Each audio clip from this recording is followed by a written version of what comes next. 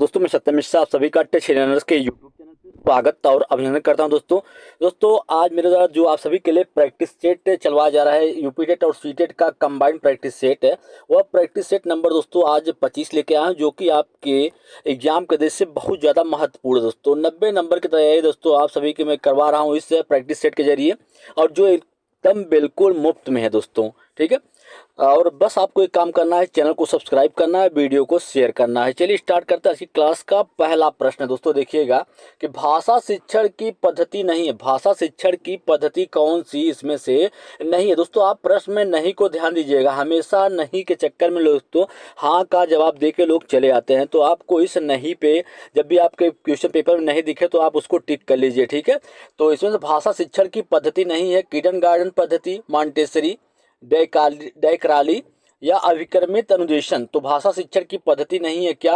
अभिक्रमित अनुदेशन। अभिक्रमित अनुदेशन का उपयोग दोस्तों किसमें किया जाता है? अधिगम में किया जाता है। अधिगम में किसी भी बड़े हिस्से का छोटे छोटे पार्टों में डिवाइड करके दोस्तों उसको सीखना के लिए अधिगम में अभिक्रमित अनुदेशन पद्धति का प्रयोग किया जाता है। ठीक है, चलिए अगले प्रश्न पे चलते हैं। प्रश्न संख्या नेक्स्ट देखिएगा कि बालक की प्रारंभिक शिक्षा उसकी मातृभाषा में दी जाए, यह किसका मानना है? बालक की जो प्रारंभिक शिक्षा हो उसकी अपनी मातृभाषा में होनी चाहिए या दी जानी चाहिए, किसका मत है? ठीक है दोस्तों, तो मॉन्टेस्क्यू का, महात्मा गांधी का, फ्रोवेल का, किलपैट्रिक का। तो किसका मानना है दोस्तों? महात्मा गांधी का मानना है कि बालक की प्रारंभिक शिक्षा उसकी मातृभाषा में दी जानी चाहिए। ठीक है, चलिए आगे चलते हैं। प्रश्न संख्या नेक्स्ट देखते हैं। भाषा शिक्षण में पाठ्य पुस्तक। भाषा शिक्षण के लिए पाठ्य पुस्तक एक क्या होती है? एकमात्र साधन है, एक महत्वपूर्ण संसाधन है, महत्वपूर्ण नहीं है, आखिरी संसाधन है। तो दोस्तों आपको बता दें भाषा शिक्षण में पाठ्य पुस्तक जो होती है क्या होती है? एक महत्वपूर्ण संसाधन के रूप में कार्य करती है, क्योंकि पाठ्य पुस्तक के जरिए ही शिक्षक को पता चलता है कि क्या पढ़ाना है और बच्चे को पता चलता है कि क्या उसको अब पढ़ना है। तो प्रश्न का राइट जवाब ऑप्शन नंबर सेकंड है। चलिए आगे चलते हैं। प्रश्न संख्या नेक्स्ट देखते हैं। व्याकरण शिक्षण के लिए उपयुक्त नहीं है। व्याकरण शिक्षण के लिए इसमें से कौन सा उपयुक्त नहीं है? आगमन विधि, निगमन विधि, अव्याकृति या कक्षा अभिनय प्रणाली। तो व्याकरण शिक्षण के लिए उपयुक्त नहीं है, कक्षा अभिनय प्रणाली उपयुक्त नहीं है। व्याकरण शिक्षण के लिए सबसे उपयुक्त पद्धति जो होती है वो क्या होती है? आगमन प्रणाली पद्धति सबसे उपयुक्त होती है, क्योंकि इसमें पहले उदाहरण बताया जाता है फिर नियम की ओर जाया जाता है। चलिए अगले प्रश्न पे चलते हैं दोस्तों। प्रश्न संख्या 5 है कि आदिकाल की रचना है। आदिकाल की किसकी रचना है? अखरावट की, छत्रसाल दशक की, दीपशिखा की या खुमार रासो की। तो खुमार नहीं, खुमार होगा दोस्तों, खुमार रासो की। तो इस प्रश्न का राइट जवाब क्या है? ऑप्शन नंबर 4 है।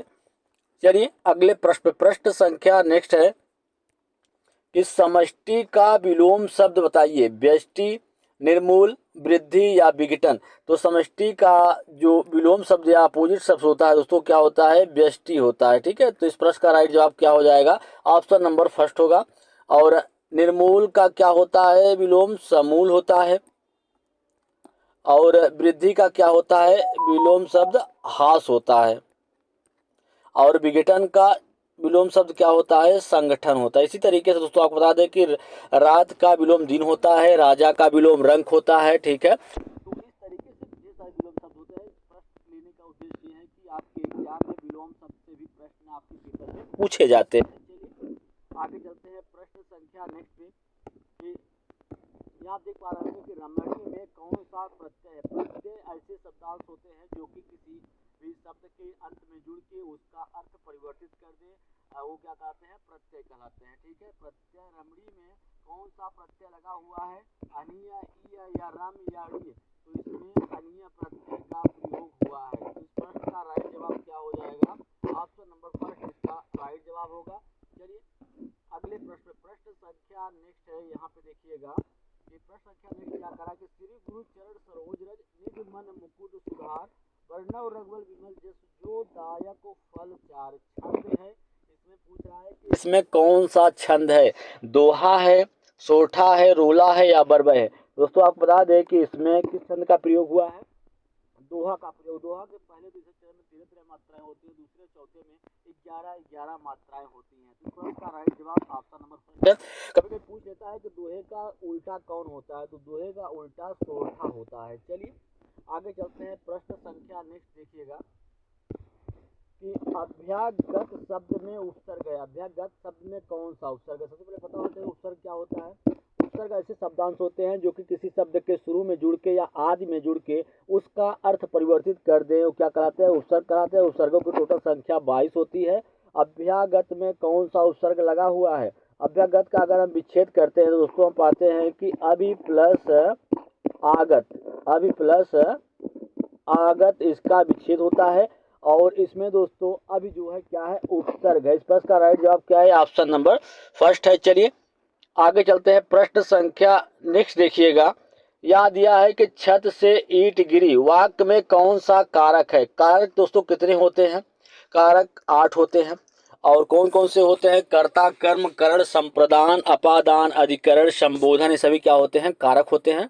और जहाँ पे अलगाव की बात हो जाए, जहाँ पे अलगाव का बोध हो, वहाँ पे कौन सा कारक होता है? वहाँ पे अपादान कारक होता है। तो छत से ईंट गिर रहा है तो मतलब यहाँ पे अलगाव हो रहा है, तो यहाँ पे क्या होगा? अपादान कारक होगा। चलिए अगले प्रश्न पे चलते हैं। प्रश्न संख्या नेक्स्ट है, प्रश्न संख्या नेक्स्ट देखिएगा। भाषा कौशलों में अभिव्यक्ति कौशल कौन सा है? भाषा कौशल आप सभी पता है दोस्तों, भाषा कौशल मुख्यतः 4 प्रकार के होते हैं: सुनना, बोलना, पढ़ना और लिखना। तो अभिव्यक्ति कौशल वो कैसे होते हैं जिसके द्वारा हम अपनी बातों को रख सकें या बोल सकें, क्या कहलाते हैं? अभिव्यक्ति कौशल कहलाते हैं। तो बोलना और लिखना दोस्तों दो तरीके से हम अपनी बात को प्रेजेंट कर सकते हैं, तो ये दोनों क्या होते हैं? अभिव्यक्ति कौशल कहलाते हैं। चलिए अगले प्रश्न पे प्रश्न संख्या नेक्स्ट है कि ऋग्वेद का संविच्छेद क्या होगा? ऋग्वेद शब्द का अगर हम संविच्छेद करेंगे यहाँ पे तो ऋग प्लस क्या होगा? वेद होगा। तो इस प्रश्न का राइट जवाब क्या होगा? ऑप्शन नंबर सेकंड होगा। और यहाँ पे संधि कौन सी होगी? व्यंजन संधि होगी। ठीक है दोस्तों, व्यंजन संधि होगी। व्यंजन संधि होती क्या है? जब स्वर के बाद, जब व्यंजन के बाद व्यंजन आए या स्वर आए तो दोनों के मेल से जो विकार होता है वो क्या होता है? व्यंजन संधि कहलाता है। ठीक है, चलिए अगले प्रश्न पे चलते हैं। प्रश्न संख्या नेक्स्ट है कि आप बीती शब्द में कौन सा समास है? समास का अर्थ क्या होता है दोस्तों? संक्षेप होता है। और समास जो होता है मुख्यतः 6 प्रकार के होते हैं। तो दोस्तों जब किसी भी वर्ड का विखंडन करते हैं, अगर उसके बीच में कोई भी कारक चिन्ह आ जाए या कोई भी कारक शब्द का लोप हो, कारक शब्द का लोप हो, तो वहाँ पे क्या होता है? वहाँ पे तत्पुरुष समास होता है। ठीक है, तो यहाँ पे आप बीती, आप पर बीती, तो यहाँ पे दोस्तों क्या हो जाएगा? तत्पुरुष समास होगा। और द्वंद्व समास ऐसा समास जिसमें दोनों पदों की क्या हो? प्रधानता हो, वो द्वंद्व समास कहलाते हैं। और कर्मधारय समास, अगर यहाँ पे कोई ऐसा शब्द लिखा होता है जिसका विखंडन करने पे उसके बीच में है जो या के समान शब्द आ जाता, तो वहाँ पे क्या होता? कर्मधारय समास हो जाता। और अगर पहला पद क्या होता? संख्यावाचक, तो वहाँ पे द्विगु समास होता। चलिए आगे चलते हैं। प्रश्न संख्या नेक्स्ट दोस्तों देखते हैं यहाँ पे कि उपचारात्मक शिक्षण की सर्वाधिक सफलता निम्नलिखित में से किस पर निर्भर करती है? समय व अवधि पर, समस्या के कारणों की सही पहचान पर, भाषाई नियमों के ज्ञान पर, या उपचारात्मक शिक्षण की सामग्री पर। तो उपचारात्मक शिक्षण की सफलता दोस्तों किस पर निर्भर करती है? समस्या के कारणों की सही पहचान करके और उसका क्या करना? निदान करके। चलिए अगला प्रश्न दोस्तों यहाँ पे हम देखते हैं। लिखा है रहीमन पानी राखिए बिन पानी सब सून, पानी गए न उबरे मोती मानस चुन। दोस्तों यहाँ पे पानी जो है दोस्तों का कई अर्थों में प्रयोग बताया गया। अगर किसी एक ही शब्द का अर्थ भिन्न भिन्न हो तो वहाँ पे दोस्तों क्या हो जाता है? वहाँ पे श्लेष अलंकार होता है। तो इस प्रश्न का राइट जवाब क्या हो जाएगा? ऑप्शन नंबर फर्स्ट इसका राइट जवाब होगा। और जहाँ पे कोई शब्द एक या एक से अधिक बार आए, कोई शब्द एक या एक अधिक बार आए और उसके अर्थ दोस्तों भिन्न भिन्न हो, जैसे ये कनकते 100 गुनी कनक कनकते 100 गुनी मादत का अधिकार, या पाए बहुराए व खाए बहुराए। जहाँ पे कोई शब्द एक ही बार आए और उसके अर्थ जो हो अब भिन्न भिन्न हो जाए दोस्तों, उसका मतलब होता है वहाँ पे यमक होता है। ठीक है, तो चलिए अगले प्रश्न पे चलते दोस्तों। प्रश्न संख्या नेक्स्ट है। अब दोस्तों अगर अभी तक आपने मेरे चैनल को सब्सक्राइब नहीं किया है तो दोस्तों मेरे चैनल को शेयर कर दीजिएगा और सब्सक्राइब दोस्तों जरूर कर दीजिएगा। ठीक है, चलिए आगे चलते हैं क्वेश्चन नंबर नेक्स्ट पे। अब यहाँ पे कुछ महत्वपूर्ण प्रश्न है दोस्तों। अब यहाँ से देखिएगा कि किशोरावस्था बड़े संघर्ष, तनाव, क्रोध व विरोध की अवस्था, यह कथन किसने कहा था। ये दोस्तों बहुत ही महत्वपूर्ण प्रश्न है कि किशोरावस्था बड़े संघर्ष, तनाव और क्रोध की अवस्था है, यह कथन किसने कहा था। क्रो एंड क्रो ने, स्टेन हॉल ने, जर्सील्ड ने या सिम्पसन ने। तो यह कथन किसने कहा था, स्टेन हॉल ने। कभी कभी ये पूछ लेता है कि किस अवस्था को, बाल विकास की किस अवस्था को संघर्ष और तूफान की अवस्था कहते हैं। तो किशोरावस्था को ही संघर्ष और तूफान की अवस्था कहा जाता है। चलिए अगले प्रश्न में चलते हैं। प्रश्न संख्या नेक्स्ट है, बच्चे दुनिया के बारे में अपनी समझ का सृजन करते हैं, इसका श्रेय को जाता है। बच्चे जो है दुनिया के बारे में अपनी समझ का सृजन करते हैं, कथन पियाजे, पावलोव, कोहलबर्ग, स्किनर। तो ये श्रेय किसको जाता है, पियाजे को जाता है। पियाजे ने संज्ञानात्मक विकास के सिद्धांत का प्रतिपादन किया था और पियाजे ने संज्ञानात्मक विकास के सिद्धांत के कई चरण इनके द्वारा बताए गए थे। ठीक है, चलिए आगे चलते हैं। प्रश्न संख्या नेक्स्ट है कि मानव विकास का प्रारंभ होता है शैशवावस्था से, पूर्व बाल्यावस्था से, गर्भावस्था से या उत्तर बाल्यावस्था से। मानव विकास का प्रारंभ दोस्तों कहाँ से होता है, गर्भावस्था। जब बच्चा माँ के गर्भ में आता है तभी से उसका विकास होना शुरू हो जाता है। ठीक है, तो इसके बाद दोस्तों विकास की भिन्न भिन्न अवस्थाएं थे, जैसे शैशवावस्था, बाल्यावस्था, किशोरावस्था, प्रौढ़ावस्था। चलिए आगे चलते हैं। प्रश्न संख्या नेक्स्ट पे, सीखने की प्रक्रिया में अभिप्रेरणा का क्या कार्य। अभिप्रेरणा मतलब जो बच्चे को अंदर से अभिप्रेरित करे या रुचि जागृत करे, तो सीखने में या किसी चीज में रुचि लाए दोस्तों, उसके लिए अभिप्रेरणा जिम्मेदार होती है। ठीक है, ऑप्शन नंबर 1 है कि यह पुरानी सीख से नई सीख के अंदर को दर्शाता है, यह शिक्षार्थियों को अप्रत्यक्ष रूप से सोचने पर मजबूर करता है, यह सीखने वाले की याददाश्त को तेज करता है, यह युवा शिक्षार्थियों के बीच सीखने के लिए रुचि पैदा करता है। ऑप्शन नंबर 4 इसका राइट जवाब हो जाएगा। चलिए अगले प्रश्न पर चलते हैं दोस्तों। प्रश्न संख्या नेक्स्ट है दोस्तों कि बच्चे के बौद्धिक विकास के किस चरण में अहंकार केंद्रित सोच विकसित होती है।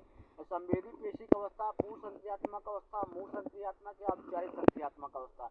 तो बच्चे के बौद्धिक विकास के किस चरण में अहंकार केंद्रित सोच विकसित होती है, पूर्ण संक्रियात्मक अवस्था में विकसित होती है, जो कि एज होती है आपको बता दें 3 से लेकर 7 वर्ष तक की जो अवस्था होती है, इसमें ऐसी स्थिति पैदा होती है। ठीक है, चलिए आगे चलते हैं। प्रश्न संख्या नेक्स्ट है दोस्तों कि शिक्षा में अवरोधन से तात्पर्य क्या है। शिक्षा में अवरोधन से क्या तात्पर्य है, किसी बालक का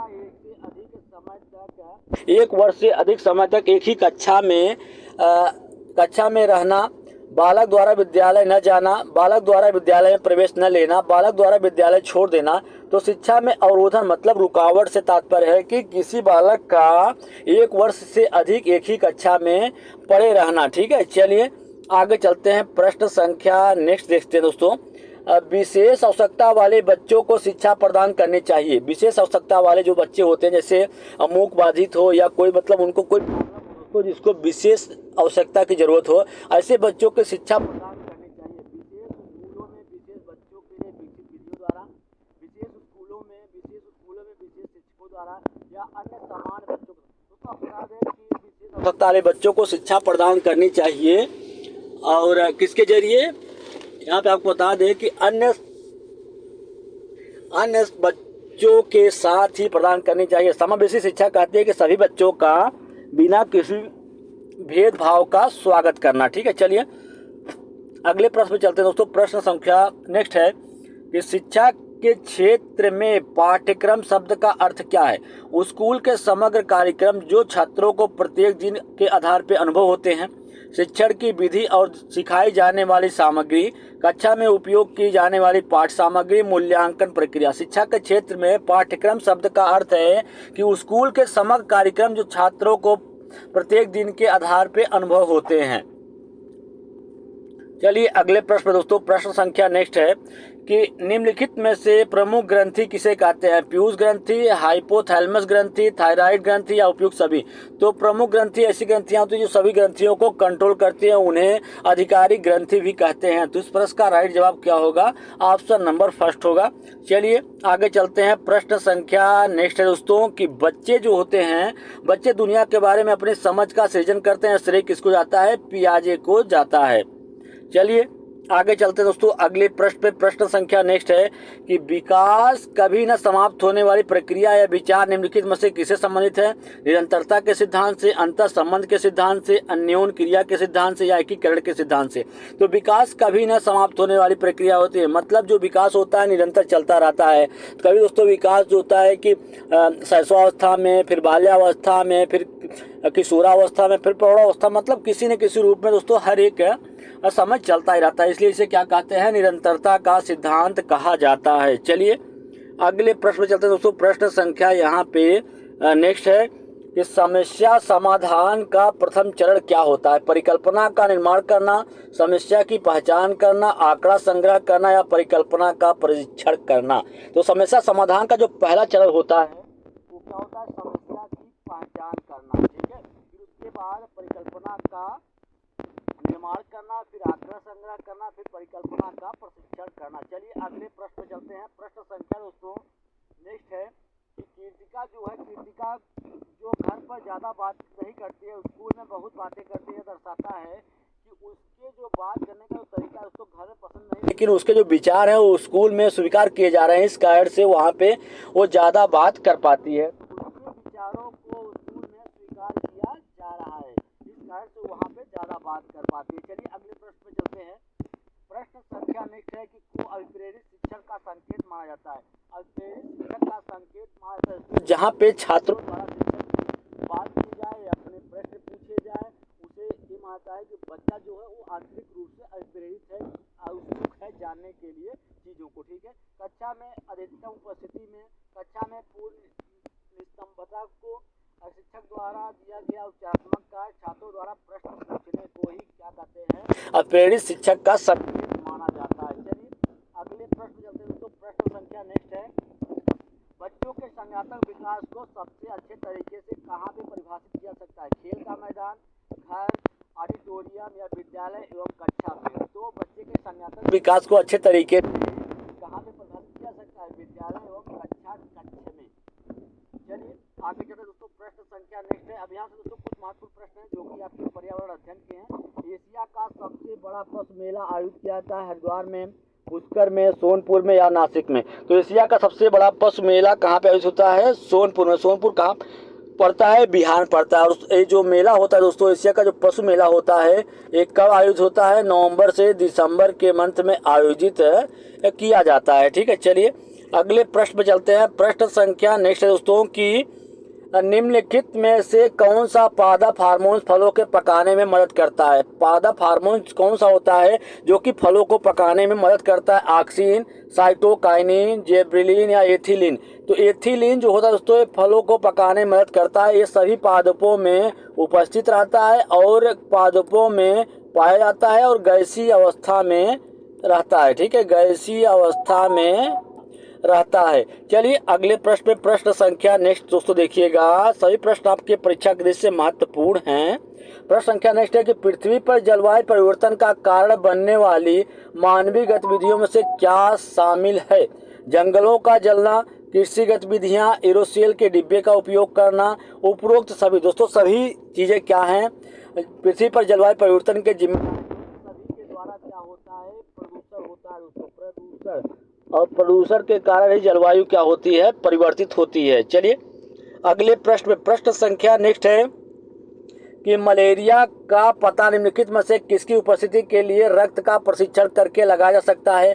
रक्त में यकृत की कोशिकाओं का वितरण करके, खारे पानी में मच्छर के लार्वा का, लाल रक्त कोशिकाओं में मच्छर के अंडे, लाल रक्त कोशिकाओं में प्लाज्मोडियम। दोस्तों आपको बता दें कि अगर मलेरिया जो होता है मच्छर के काटने से फैलने वाला एक रोग होता है, जो कि मादा एनोफिलीज जो मच्छर होते हैं दोस्तों उनके काटने से फैलता है, ठीक है।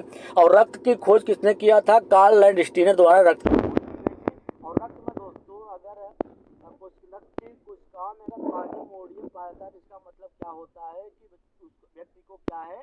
मलेरिया रोग हुआ है।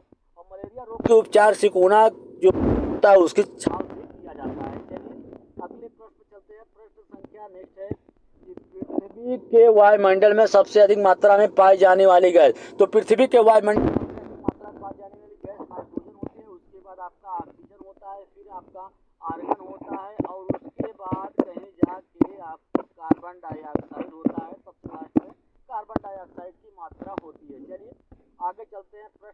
संख्या नेक्स्ट देखते हैं कि मीरा और दिव्या दो छोटी लड़कियां हैं। मीरा को समोसा, कटलेट और ब्रेड खाने का शौक है, जबकि दिव्या को आयरन की कमी वाला खाना पसंद है। मीरा और दिव्या क्रमशः निम्नलिखित में से किस रोग से पीड़ित हैं? मोटापा, स्कर्वी, एनीमिया और रतौंधी।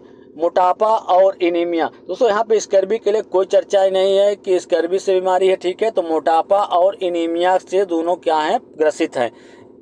चलिए आगे चलते हैं। प्रश्न संख्या नेक्स्ट देखते हैं कि प्रकाश संश्लेषण के दौरान हरे पौधे सूर्य के प्रकाश से ऊर्जा का उपयोग कर कार्बन डाइऑक्साइड और पानी से ग्लूकोज, यहाँ पे दोस्तों क्या होगा? ग्लूकोज।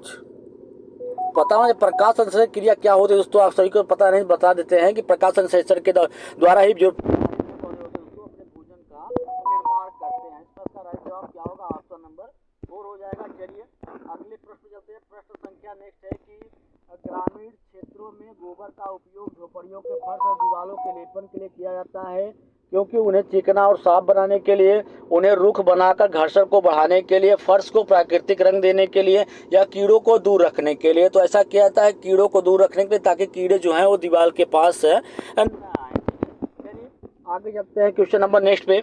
रेड डेटा बुक किससे संबंधित होता है? नदियों में प्रदूषण से, भूमिगत जल के स्तर में कमी से, विलुप्त होने के कगार पर जंतु से, वायु प्रदूषण से।